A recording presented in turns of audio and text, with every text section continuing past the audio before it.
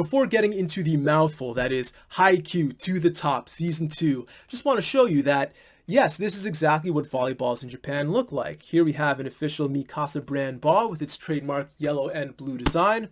There's also a red, white, and green one that you'll see sometimes, but both in the anime and in real life, this is the most common one you're going to come across.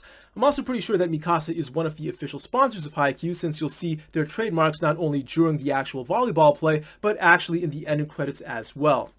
Alright, so let's talk about Haikyuu to the Top Season 2. And yes, it is annoying that this was split into seasons, if you even want to call them that. Season 1 ended with the very beginning of the match against Inarizaki. They actually got some plays in, and then you got nothing for several months, which is really annoying to everyone who's watching it week to week, though I suppose in the future everyone who's marathoning this show will never know the difference. But anyway, Inarizaki High School, alright, so they are the representatives from Hyogo Prefecture. And for the longest time I actually thought they were from Kyoto, which is just like a neighboring prefecture, just one or two prefectures over. They all speak with that sort of Kansai dialect, which I don't really understand that well, which made this show a little bit difficult to understand. But I can't tell the difference between Hyogo and Kyoto. Most Japanese people probably can't either, so there you go. But when you think of Inari, you think of the Fushimi Inari Shrine in Kyoto, a very famous landmark, so I think it's a very common mistake to make.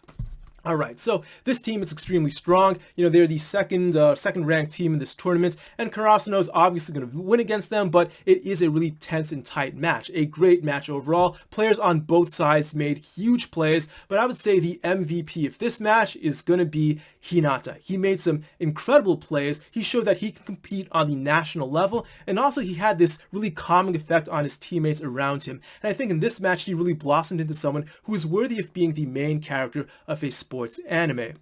Alright, something else I gotta say though, I have some very minor complaints. Overall, this is a great match, but just two things I want to point out. First of all, some of the characters were drifting into superpower territory here, and yeah, in sports anime, that's kind of to be expected, but Haikyuu is that rare sports anime that for the most part is extremely realistic.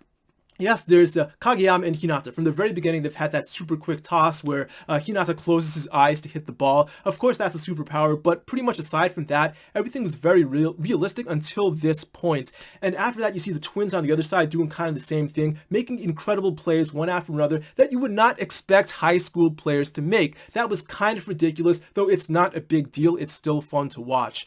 Also, I want to say that I wanted to see the captain of Inarizaki play more. This guy, from his very character design, you knew he was good, you know he meant business. I wanted to see a little more action out of him, and we didn't really get that.